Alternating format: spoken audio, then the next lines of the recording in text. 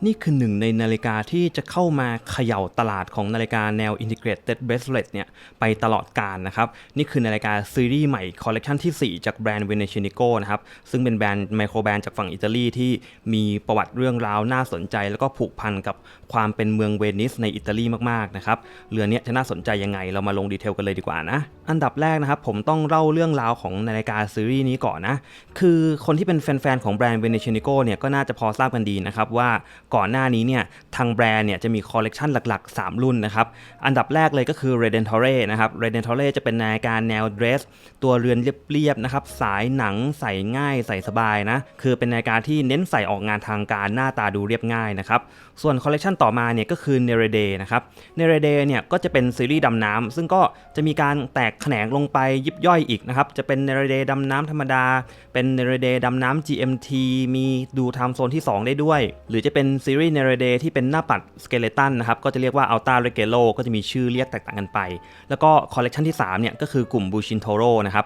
Bucintoro ก็จะเป็นตัวเคสที่เป็นโคโนกราฟนะหน้าตาก็จะดูสปอร์ตโคโนกราฟมากๆนะครับมีหลายสีให้เลือกเหมือนกันซึ่งหลักๆก่อนหน้านี้เนี่ยมันมี3คอลเลกชันนี้เท่านั้นเลยนะครับที่เราเลือกซื้อกันได้ซึ่งเรือนนี้เนี่ยเป็นคอลเลกชันใหม่ล่าสุดคอลเลกชันที่4นะครับโดยจะใช้ชื่อว่า Arsenale นะครับหรือว่าจริงๆจะภาษาอังกฤษก็คือ Arsenal นั่นแหละโดยที่มาที่ไปของคำว่า Arsenale of Venice เนี่ยมันก็คือเป็นชื่อของอู่ต่อเรือของเวนิสในอดีตนะครับมีอายุมาตั้งแต่ปี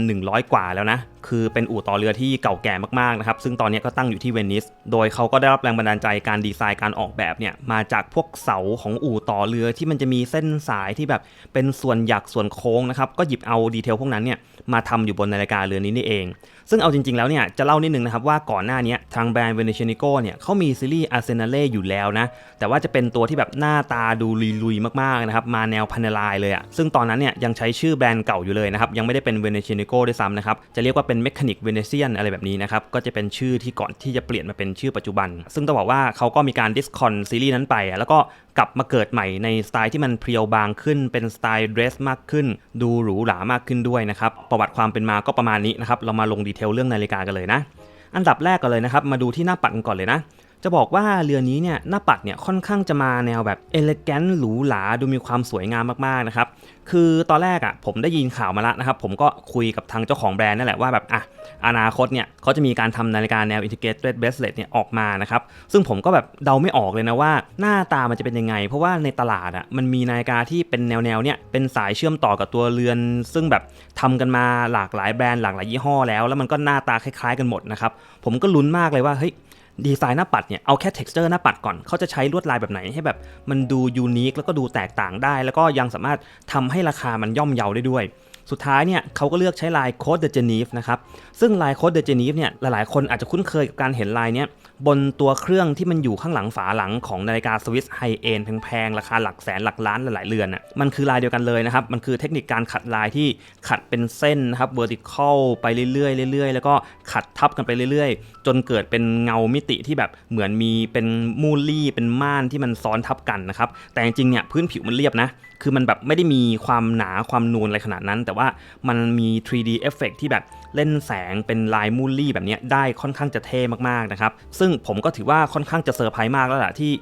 เขามีการนำเอาลายแบบนี้มาใช้กับหน้าปัดด้านหน้าไปเลยนะครับเพราะปกติแล้วเนี่ยลายพวกนี้มันทำยากนะเขาก็เลยจะใช้กับแค่ส่วนที่แบบมันไม่ได้ใหญ่มากไม่ต้องมีพื้นที่โชว์ผิวอะไรเยอะมากเท่าไหร่นะครับซึ่งการที่เอามาใช้ด้านหน้าแบบนี้ก็เลยทำให้แบบหน้าปัดมันมีการเล่นแสงในแบบที่ไม่ค่อยได้พบเจอเท่าไหร่ในตลาดนะคือมันก็มีคนทำอะไรแบบนี้อยู่บ้างแต่ว่าส่วนมากมันจะน้อยเพราะว่าเขาจะเน้นเอาไปใช้โชว์ด้านหลังซะมากกว่านะครับดังนั้นเนี่ยมันก็เป็นหนึ่งในหน้าปัดที่ผมว่าค่อนข้างจะสวยมากๆเลยแหละในงบประมาณ 30,000 กว่าบาทแล้วก็ส่วนต่อมาเนี่ยคือเรื่องของดีเทลต่างๆนานานะเรื่องมาร์กเกอร์เราจะเห็นว่าเขาใช้มาร์กเกอร์ที่แบบค่อนข้างจะเล็กแล้วก็ดูแบบเพียวบางมินิมอลมากนะคือเหมือนกับว่าเรือนนี้เขาตั้งใจให้หน้าปัดเนี่ยมันโชว์พื้นผิวของลายโค้ดเดอะเจนีฟเนี่ยแบบชัดเจนนะครับให้แบบไม่ต้องมีอะไรมากวนเยอะแม้แต่โลโก้ด้านบนเนี่ยก็จะใช้เป็นแบบตัวครอสแบบนี้นะครับเรียบๆเลยแล้วก็ตัวฟอนต์คำว่า Venetianico เนี่ยจะมาซ่อนอยู่ด้านล่างตรงนี้ซึ่งผมว่าอันนี้ลงตัวมากนะครับเป็นดีไซน์ที่ดีเลยคือมันดูคลีนดูสะอาดสะอ้านจริงๆส่วนตัวเข็มเนี่ยก็จะเป็นเข็มที่เป็นการเซาะล่องมาแบบนี้นะครับซึ่งไม่มีรูมาให้นะอันนี้บอกไปก่อนเลยนะครับว่าเรือนนี้อาจจะไม่ใช่เรือนที่เน้นดูเวลาในที่มืดหรือว่ามีรูมขึ้นมาตอนกลางคืนอะไรมากมายเท่าไหร่นะครับจะเน้นเป็นเรือนที่แบบมีความเอเลแกนต์ในตอนกลางวันดูสวยงามดูเล่นแสงได้ดีอะไรแบบนี้ซะมากกว่านะแล้วก็อีกจุด ดหนึ่งเลยที่หลายๆคนเนี่ยอาจจะเริ่มสังเกตแล้วว่ามันเหมือนขาดอะไรไปอย่างหนึ่งใช่ไหมครับคือเรือนเนี้ยมันเป็นนาฬิกาเครื่องออโต้นะแต่ว่าไม่มีเข็มวิมาให้นะเพื่อนๆซึ่งเป็นจุดหนึ่งเลยที่ต่างประเทศเนี่ยออกความเห็นกันสนุกมากนะครับบางคนก็บอกว่าเฮ้ยคือไหนๆมันเป็นเครื่องออโต้แล้วผมก็อยากจะได้เข็มวิที่มันกวาดเนียนๆอ่ะคือเอาเข็มวิกลับมาได้ไหมแต่บางคนก็บอกว่าอันนี้ก็ดีแล้วนะครับเพราะว่าถ้าเกิดมีเข็มวิอ่ะแปลว่าเราต้องเพิ่มความหนาของตัวเข็มวิเนี่ยขึ้นมาอีกนิดนึงทำให้นาฬิกาเนี่ยมันอาจจะบางไม่ได้ขนาดนี้ซึ่งสาเหตุที่เขาเอาเข็มวิออกก็เนี่ยแหละครับก็คือเรื่องความบางนี่แหละเพราะว่าเขาต้องการจะทำให้กระจกเนี่ยมันไม่ได้นูนมากใช่ไหมครับคือไม่ต้องเผื่อพื้นที่สำหรับอีกเข็มนึงอ่ะดังนั้นมันก็เลยทำความบางได้แบบบางมากๆเป็นแบบอัลต้าตินเหมือนกับนาฬิกาสวิสราคาหลายล้านได้นะครับก็เรียกว่าอาจจะขาดเรื่องความมูฟเมนต์ของเข็มวิไปแต่ว่าก็ได้เรื่องความบางความเพรียวความคลีนความมินิมอลของหน้าปัดมาแทนที่ซึ่งอันเนี้ยแล้วแต่คนชอบเลยนะครับส่วนตัวผมก็รู้สึกว่าแรกๆก็รู้สึกนิดนึงนะครับว่าเข็มวิมันไปไหนแต่ว่าใช้ไปก็โอเคดีนะครับเราก็จะดูได้ว่ามันยังทำงานอยู่ไหมเนี่ยก็คือดูแค่เวลานี่แหละว่ามันยังตรงอยู่หรือเปล่านะครับคือถ้าเกิดเวลามันเพี้ยนละแปลว่ามันก็หยุดทำงานไปสักพักหนึ่งละนะครับก็อาจจะตั้งเวลาใหม่หมุนใหม่อะไรแบบนี้ก็ไม่ได้เป็นปัญหาอะไรมากนะเป็นแค่ minor issue เฉยๆที่ผมว่าใช้งานไปสักระยะหนึ่งเราก็จะชินไปเองนะครับส่วนกระจกเป็นซัฟไฟร์คริสตัลนะครับแล้วก็เรื่องการตัดแสงถือว่าก็ทำได้โอเคนะคือตามสเปคบอกว่ามีการเคลือบ anti reflect coating มาให้นะครับแต่ว่าในการใช้งานจริงเนี่ยยังสะท้อนอยู่บ้างนะยังไม่ได้ตัดได้เกลี้ยงเลยนะครับก็บางมุมดูใสดูเคลียร์เห็นหน้าปัดได้ชัดเจนดีแต่ว่าภาพรวมก็ยังมีการสะท้อนวัตถุรอบๆอย่างเงี้ยนะครับเห็นเงาเห็นอะไรอยู่บ้างประมาณหนึ่งนะถือว่ากลางๆแล้วกันนะครับแต่เรื่องการรอยขีดข่วนเนี่ยถือว่าโอเคเลยแล้วก็ตัวกระจกเนี่ยไม่ได้ยกขึ้นมาจากตัวนาฬิกามากทำให้มันก็ดูมีโปรไฟล์ที่แบบมีความบางมีความเพรียวสุดๆเลยเหมือนกันนะครับส่วนตัวขอบเบเซลเนี่ยก็เป็นดีไซน์ที่เป็นการเล่นเลเยอร์2ชั้นนะชั้นบนจะเป็นการขัดเงามาแบบนี้นะครับเป็นการขัดเงาเรียบๆแล้วก็ถัดมาอีกนิดนึงเนี่ยมันจะเป็น texture ที่มีความแบบคล้ายๆเป็นขอบฟุตอ่ะแต่ว่ามันจะยังไม่ชัดขนาดนั้นนะครับคือมันจะเป็นหยักเล็กน้อยเท่านั้นซึ่งไอ้ตรงเนี้ยเขาก็หยิบแรงบันดาลใจมาจากตัวขอบหยักๆของตัวเสาของอู่ต่อเรือ Arsenale del Venice นั่นแหละก็เป็นการหยิบเอาแรงบันดาลใจจากสถาปัตยกรรมในอิตาลีเนี่ยมาใช้อยู่บนหน้าปัดได้ค่อนข้างน่าสนใจดีนะครับรายละเอียดตัวหน้าปัดแล้วก็ตัวขอบเบเซลก็ประมาณนี้ส่วนตัวเครื่องของเรือนี้นะครับใช้เครื่องเป็น Miyota 9029 ซึ่งเป็นรหัสที่มีความบางมากๆนะครับเม็ดมะยมก็เป็นสกรูดาวคราวนะสามารถคลายออกมาแล้วก็หมุนขึ้นลานด้วยมือได้เลยนะครับแล้วก็อย่างที่บอกไปไม่มีช่องวันที่ดึงออกมาจนสุดปั๊บก็ตั้งเวลาได้เลยนะครับอันนี้ก็สำหรับคนที่ชอบอะไรที่แบบมันโนเดทใช้งานง่ายๆก็ถูกใจแน่นอนนะสำหรับรุ่นนี้ส่วนอีกหนึ่งไฮไลท์ที่หลายๆคนเนี่ยอยากจะเห็นก็คือเรื่องขนาดความบางนะครับคือถ้าเกิดเป็นตัวเคสไซส์เนี่ยอยู่ที่ประมาณ40มิลอันนี้ก็ไซส์มาตรฐานนะครับแต่ว่าความบางเนี่ยอยู่ที่8.9 มิลเท่านั้นนะเพื่อนๆซึ่งถือว่าบางมากนะถ้าเทียบกับนาฬิกาออโต้นะครับอันนี้คือถือว่าเป็นเคสที่แบบโหสุดยอดนะสลิมสุดๆเลยอ่ะคือบางกว่านาฬิกาควอตหลายๆเรือนอีกส่วนลักทูลักเนี่ยถ้าเกิดวัดจากตัวที่มันยื่นที่สุดเนี่ยมันจะได้ประมาณ55มิลนะครับแต่ว่ามันเป็น55ในช่วงแบบกลางๆถึงปลายๆละนะครับตอนที่มันจะโค้งเข้าละดังนั้นเนี่ยคนข้อมือเล็กยังพอใส่ได้อยู่นะครับแต่แน่นอนมันก็จะมีความกลางมากกว่านาฬิกาทั่วๆไปอยู่แล้วนะครับสำหรับนาฬิกาที่เป็น integrated bracelet แบบนี้นะก็จะเป็นซิกเนเจอร์อย่างหนึ่งของเขาอ่ะมันจะมีความยื่นมีความแทงหน่อยแต่สังเกตดูว่าข้อแรกเนี่ยโอเคยังพอเอียงอยู่บ้างนะครับไม่ได้แทงแบบไปดื้อๆเหมือนกับพวกทิโซ่ PRX นะ PRX เนี่ยจะกลางกว่าประมาณหนึ่งเลยนะครับอันนี้ยังหักลงมาได้อยู่ค่อนข้างพอสมควรแต่ก็ไม่ได้หักลงมาได้เยอะเท่า Moris Lacroix Icon นะครับอันนี้เรียกว่าอยู่ตรงกลางแล้วกันระหว่างไอคอนกับตัว Tissot PRX หรือแม้แต่พวก AP Royal Oak เองพวกนั้นจะกลางกว่านี้เยอะเลยนะส่วนน้ำหนักเวอร์ชันผมตัดสายออกไปแล้วนะครับเรือนี้ช่างออกมาอยู่ที่120 กรัมก็ถือว่าโอเคนะครับไม่หนักไม่เบามากจนเกินไปนะครับส่วนฝาหลังก็จะเป็นการโชว์ตัวอาคาร Arsenale del Venice หรือว่า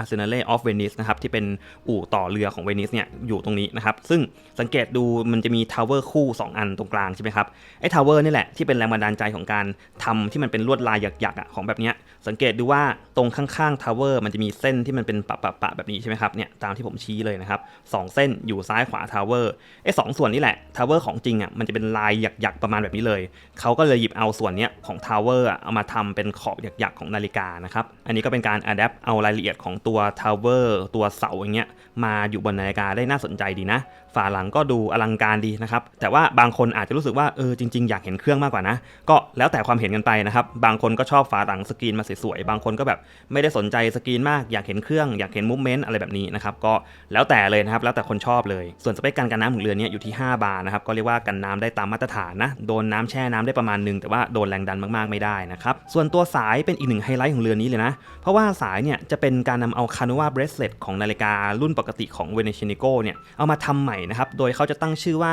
Canova Concept Bracelet นะครับก็คือจะมีการทำให้ทุกอย่างเนี่ยมันแฟลตลงคือเดิมทีข้อกลางของเขามันจะมีความแบบอ้วนๆโค้งๆหน่อยนะครับซึ่งหลายๆคนอาจจะมองว่ามันจะคล้ายๆกับพวก Patek Nautilus ที่มันเป็นสายเหล็กอะไรแบบนี้นะแต่ว่าจากการที่ผมใช้งานมันทั้งคู่แล้วเนี่ยผมมองว่าไอ้ตัวเนี้ยมันจะดู robust มากกว่าคือดูดุดันคือดูสปอร์ตกว่าประมาณหนึ่งนะครับแล้วก็พอเขาเนี่ยเปลี่ยนข้อกลางจากเดิมที่เป็นข้อกลางเงาเปลี่ยนมาเป็นแบบด้านๆแฟลตๆแบบนี้สิ่งที่มันตามมาเลยครับก็คือการที่มันจะเล่นแสงในสไตล์ที่เป็นข้อขัดด้านเขาเล่นนะครับมันก็จะแบบมีความประกายที่เวลาเอานิ้วลูบๆเนี่ยมันจะแบบระยิบระยับดูสวยงามมากๆนะครับแล้วก็ข้อเนี่ยมีความลู่ลงมามากๆเลยนะจากตรงเนี้ยค่อนข้างจะหนานะครับแล้วก็วิ่งมาบางๆตรงนี้เลยแล้วก็มันจะมีการซ่อนส่วนขัดเงาเนี่ยตามมุมตามขอบด้านในแบบนี้ด้วยนะครับคือมองผ่านๆเนี่ยจะเหมือนขัดด้านเลยแต่ว่าถ้าเกิดพลิกขึ้นลงนะครับจะเห็นความเงาที่มันซ่อนอยู่ด้านในประกายออกมาได้ดูสวยงามมากๆนะแล้วก็ตัวข้อแต่ละข้อเนี่ยจะเป็นการยึดด้วยสกรูแบบนี้นะครับจะไม่ใช่การตอกแล้วซึ่ง finishing คุณภาพการผลิตก็ต้องบอกว่าคือเอาจริงๆพูดตามตรงก็ไม่ได้เท่ากับพวกนาฬิกาสวิสราคาหลักล้านนะเอาไปเทียบกันไม่ได้นะครับจะบอกว่านาฬิการาคา 30,000 กว่าบาทเนี่ยคุณภาพเหมือนกับ AP ราคา1.6 ล้านเลยมันไม่ถึงแบบนั้นอยู่แล้วนะแต่ต้องบอกว่าในงบประมาณ 30,000 กว่าเนี่ยนี่คือสายที่น่าใช้งานแล้วก็ดูสวยงามดูเอเลแกนต์หรูหรามากที่สุดเส้นหนึ่งเท่าที่เราจะพบเจอได้ในตลาดเลยนะครับดังนั้นใครที่กำลังมองหานาฬิกาแนว Integrated Bracelet อยู่เนี่ยแล้วแบบอยากได้ฟีลลิ่งที่มันหรูๆเกินราคาดูแบบอลังการเวอร์อะไรแบบนี้นะครับเรือนนี้ตอบโจทย์ได้แน่นอนนะสำหรับสายแบบนี้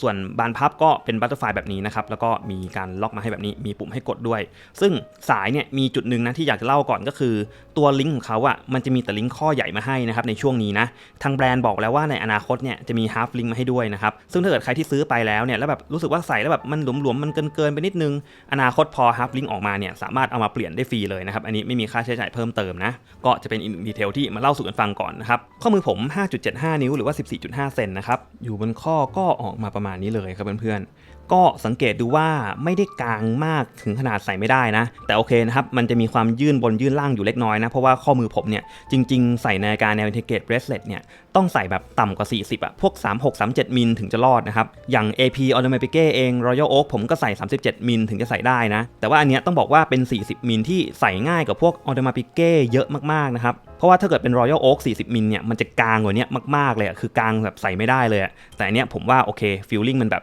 เป็น40มิลที่คนข้อมือเล็กยังใส่ได้อยู่นะแต่ว่าก็ใส่ได้ถึงข้อมือประมาณสัก5นิ้วท้วนนะเพื่อนๆเพราะว่ามันจะมีการตัดลิงก์ออกได้อีกแค่2ข้อเท่านั้นนะครับถ้าเกิดเพื่อนๆข้อมือต่ำกว่า5นิ้วเนี่ยลิงก์มันจะไม่มีให้ตัดละมันจะใส่ไม่ได้ละซึ่งฟีลลิ่งตอนอยู่บนข้อมือนะเพื่อนๆลองดูเวลามันเล่นแสงนะเพื่อนๆคือแบบอย่างเงี้ยพอเราพลิกขึ้นพลิกลงนะครับการสะท้อนเนี่ยอันดับแรกนะมันจะสะท้อนระนาบที่มันเป็นการขัดด้านก่อนนะครับก็จะนำแสงขึ้นมาเป็นแบบสว่างๆแล้วพอมันพลิกผ่านตาเราไปปั๊บเนี่ยไอ้ส่วนขัดเงาด้านในมันก็จะแบบประกายออกมาเหมือนประกายตามมานะครับทำให้มันเกิดเป็นความแวววาวที่มันสวยมากๆเลยเพื่อนๆเนี่ยมันดูแบบมีราคามากๆเลยนะครับซึ่งพอหมุนปั๊บมาเจอหน้าปัดอีกเป็นโค้ดเดอเจนีฟอีกเนี่ยผมว่าหน้าปัดแนวโค้ดเดอเจนีฟเนี่ยมันเป็นอะไรที่มันสวยมากๆอยู่แล้วไม่ต้องทำอะไรเยอะนะครับแค่โชว์ texture ให้มันเล่นแสงแบบเนี้ยมันก็ทำงานในแบบที่มันควรจะเป็นแล้วนะครับดังนั้นโดยภาพรวมเนี่ยก็เลยทำให้นาฬิกามันดูมีความเป็นนาฬิกา Integrated Bracelet ที่ไม่ค่อยได้ฟีลสปอร์ตมากเท่าไหร่แต่ว่าจะไปทางหรูหราไปทางแบบ Luxury หรูๆอะไรแบบนี้ซะมากกว่านะครับก็เรียกว่าสามารถใส่ไปงานทางการใส่ไปออกงานได้สบายๆนะครับถึงแม้ว่าจะเป็นตัวสายเหล็กแบบนี้นะแต่ก็เป็นสายเหล็กที่มีความเดรสมากๆใส่แทนพวกนาฬิกาสายหนังแนวเดรสจริงจังได้สบายๆเลยนะครับอันนี้ก็จะเป็นรายละเอียดการใส่ใช้งานของเรือนนี้นะส่วนราคาของเรือนนี้นะครับอยู่ที่ 36,900 บาทนะครับสามารถซื้อได้ที่ร้าน KS Watch Store นะครับเดี๋ยวผมจะแปะลิงก์ให้ใต้คลิปนะแล้วก็เขาจะมีให้เลือก3สีนะสีน้ำเงินตัวนี้นะครับแล้วก็สีม่วงซึ่งสีม่วงนี่คือแบบโอ้โหแจ่มมากนะครับสีแบบเด็ดสุดๆแล้วก็สีเทาจะดูคุมโทนมากๆเดี๋ยวยังไงมีโอกาสเอามาให้ดูครบๆทุก3สีเลยนะครับก็ใครที่เล็งสีไหนไว้เนี่ยก็ไปสั่งซื้อกันได้เลยนะครับลิงก์อยู่ใต้คลิปนะครับสำหรับรีวิวนี้ก็ประมาณนี้นะครับแล้วเจอกันใหม่คลิปหน้าครับสวัสดีครับ